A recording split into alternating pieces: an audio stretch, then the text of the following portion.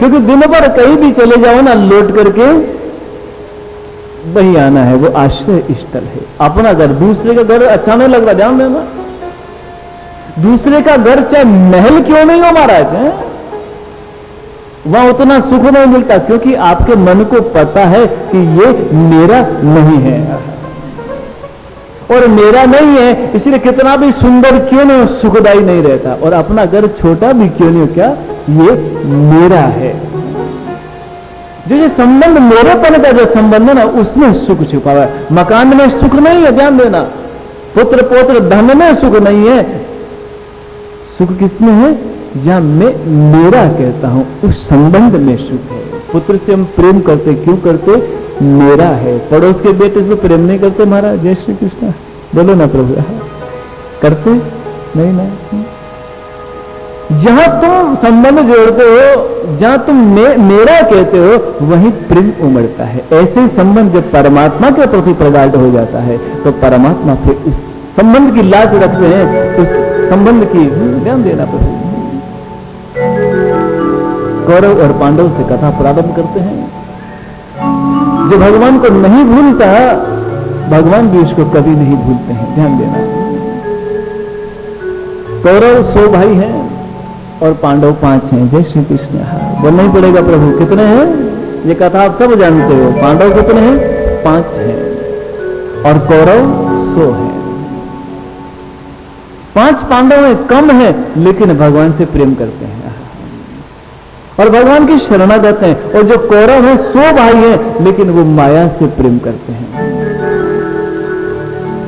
माया के साथ प्रेम करने वाले कौरवों ने एक दिन जुआ खेला और जितनी भी संपत्ति, जितना भी राज्य, जितना भी साम्राज्य, जितना भी धन था, सबका सब पांडवों से छीन लिया। जय श्री कृष्ण। संसार का धन छीन लिया, लेकिन परमात्मा को तो नहीं छीन सकते थे। हृदय में बैठे हुए परमात्मा को, प्रेम को, संबंध को कैसे छीन सकते थे। पांडवों के पास ना धन है, ना मकान है, ना संपत्ति है, ना वसन है, ध्यान देना। जुए में सब कुछ हार गया, चालाकी से कौरवों ने सब कुछ छीन लिया। और ध्यान देना महाराज, 14 वर्ष तक अज्ञात भी, 14 वर्ष के अज्ञात काल का बड़ा भारी समय होता महाराज। 1 साल का अज्ञातवासी बड़ा भारी होता, 14 वर्ष है। 14 वर्ष पांडव लोग दर दर भटकने लगे, लेकिन साथ में सुमरण है, साथ में परमात्मा का नाम है, साथ में भगवान का शब्द है, भगवान का प्रेम है। भगवान का प्रेम साथ में लेके पांडव निकले। बलिहारी प्रभु आपकी, प्रभु आपकी।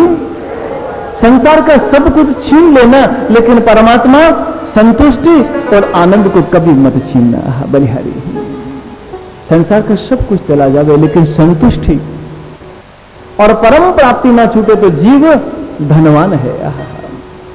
संसार का धन छूट जावे, लेकिन दया, करुणा, आनंद और श्रद्धा का धन यदि जुड़ा हुआ है ना, तो महाराज आप संसार के धनवान हो।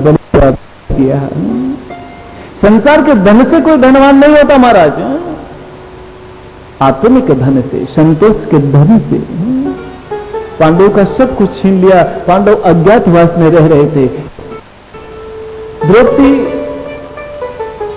पांडवों के साथ अज्ञातवास के अंदर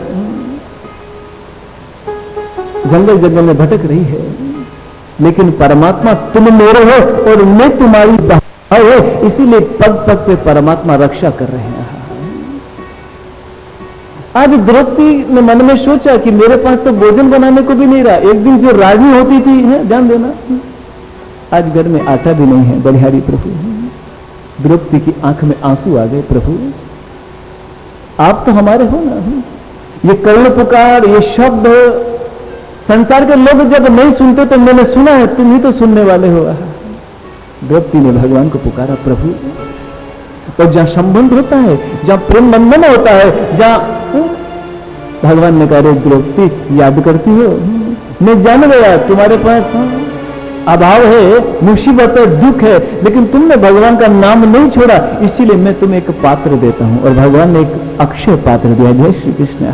बोलना ही पड़ेगा महाराज। मुसीबत कितनी क्यों ना हो महाराज, मुसीबत सघन क्यों नहीं हो, कितनी गहरी मुसीबत क्यों नहीं हो, यदि मैंने परमात्मा के चरणों को नहीं छोड़ रखा है ना, तो महाराज मैं पार हो जाऊंगा। यदि मैंने माया को पकड़ रखा है तो मैं डूब जाऊंगा। परमात्मा के चरण को पकड़ रखा तो जीव पार हो जाता है, और माया के चरणों को पकड़ता तो जीव डूब जाता है। अक्षय पात्र। द्रौपदी जो भी मांगोगी ना, ये पात्र तुम्हें दे देगा। बलिहारी प्रभु। अब तो जब भोजन का समय होता, द्रौपदी हाथ जोड़ती और भगवान का चिंतन करती, हे प्रभु भोजन मिल जाए। बलिहारी, और उसमें से भोजन प्रकट होता। पांडव लोग भोजन करते, और भोजन करने के बाद द्रौपदी पात्र को रख देती। जय श्री कृष्ण। बलिहारी, यह है संबंध, यह है प्रेम। द्रौपदी के पास कुछ भी नहीं है, सिर्फ प्रेम ही तो है। और हम लोगों को अक्षय पात्र मिल जाए तो बलिहारी प्रभु। द्रौपदी कितना मांगती, जितनी आवश्यकता है ना उतना मांगती। ध्यान देना, परमात्मा से उतना ही मांगना, उतनी ही कामना करना जितनी आवश्यकता है। पात्र में से हाथ जोड़ती, भोजन प्रकट होता, पांडव लोग भोजन कर लेते, पात्र को रख देती। एक दिन दुर्वासा जी ने देखा कि अज्ञातवास में रहते हैं, इनके पास अन्न नहीं, धन नहीं, फिर इनको गुजारा चलता कैसे, देखना चाहिए, परीक्षा लेनी चाहिए। आज दुर्वासा जी अपने संत मंडली को लेकर के आए, और उस समय द्रौपदी ने पांडवों को भोजन करा के पात्र को ऊपर रखा ही था। बलिहारी, और नियम था कि दिन में एक बार ही मांगना। श्री कृष्ण, मांगोगे तो दिन में एक बार ही मांगना। अब दुर्वासा जी आए अपनी मंडली को लेकर, अरे युधिष्ठिर ने स्वागत किया, बैठाया, हम भोजन करने आए हैं। अब महाराज अक्षय पात्र में तो एक समय ही मांगा जाता था। ध्यान देना प्रभु, कितनी सुंदर बात। द्वार पर संत महात्मा ब्राह्मण साधु को रहे हैं, भिक्षा मांग रहे हैं, भोजन मांग रहे हैं, और द्रौपदी मन में सोच रही है कि आज तो अक्षय पात्र, अब तो कुछ निकलने वाला ही नहीं। नियम है कि एक बार ही देता है, और हमने तो भोजन कर लिया है। आज द्वार पर संत करे हैं, ब्राह्मण करे हैं, ये भूखे ही लोग जाएंगे।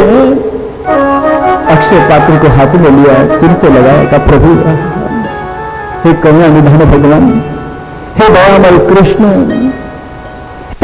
भगवान द्वार पर ब्राह्मण भूखे बैठे हुए हैं, और भी आज भोजन नहीं कराते हैं। अब अक्षय पात्र में से भोजन नहीं कराया तो ब्राह्मण भूखे चले जाएंगे, आंखों में आंसू बहने लगे। और जैसे भगवान को याद किया, ध्यान देना महाराज, मुसीबत के क्षण परमात्मा याद आता, ध्यान देना, मुसीबत के क्षण हम जीव परमात्मा के निकट पहुंच जाता है, और सुख के दिनों में जीव भगवान से दूर हो जाता है। भगवान को याद किया, जब तुम भगवान को अपना कहोगे, भगवान को अपना मानोगे, भगवान तो तुम्हारे पास खड़े हैं। जब तुमने अपना का, भगवान बस प्रकट हो जाते। भगवान ने कहा, द्रौपदी क्यों रोती है? श्री कृष्ण, बलिहारी, भगवान का द्रौपदी क्यों रोती है? द्रौपदी ने कहा, प्रभु द्वार पर ब्राह्मण खड़े हैं, द्वार के ऊपर ब्राह्मण बैठे हुए, और युधिष्ठिर जी ने भोजन का निमंत्रण दिया है, और पात्र में कुछ भी नहीं है। भगवान ने कह रहे तू मेरी है और मुझे अपना कहती है, फिर भी रोती है। हाँ, ये बात समझ में आई, जब जीव भगवान को पराया करे तब रो, तब तो बात समझ में आती है। द्रौपदी तू मुझे अपना कहती है, फिर रोती है। भगवान ने कहा, द्रौपदी वो पात्र तो दिखा। तो महाराज इसमें तो कुछ भी नहीं है। भगवान ने कहा, लेके तो बलिहारी प्रभु। द्रौपदी पात्र लेकर के आती। भगवान ने कहा, जब संबंध है, जब संबंध की प्रगाढ़ता है, जब प्रेम प्रगाढ़ है। भगवान ने अक्षय पात्र को हाथ में लिया। भगवान ने भीतर देखा, कुछ भी नहीं था। जय श्री कृष्ण, बलिहारी। लेकिन भगवान की ऐसी माया थी, एक छोटा सा कण, एक छोटा सा कण, एक छोटा सा चावल का दाना उसमें लगा हुआ था। भगवान ने कहा, द्रौपदी कहती कुछ भी नहीं है, इसमें तो सब कुछ देना है। जय श्री कृष्ण, बलिहारी।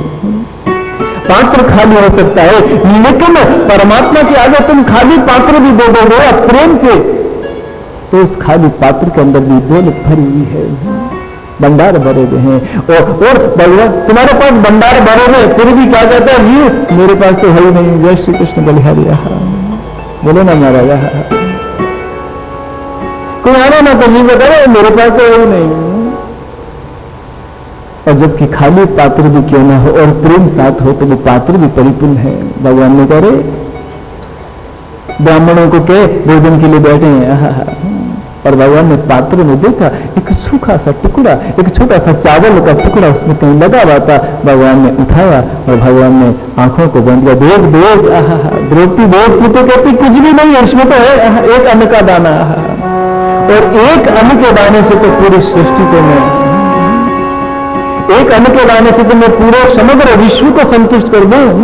और भगवान ने आंखों को बंद किया और जैसे ही अपनी जीहत पर एक सूखा अन्न का दाना रखा, हमारा जितने भी संत महात्मा दुर्गा था जी के साथ आए सबका पेट भर गया। जय श्री कृष्ण, सब जमाई लेने लगे। एक अन्न का दाना कितना सुखदाई, प्रेम से दिया हुआ एक अन्न का दाना भी विश्व का भरण पोषण करने वाला हो सकता है। जितने भी संत महात्मा बाहर भोजन के लिए बैठे थे ना, सबके पेट भर गए मर रहा, क्योंकि जगत का पालन करने वाला, ध्यान दे प्रभु।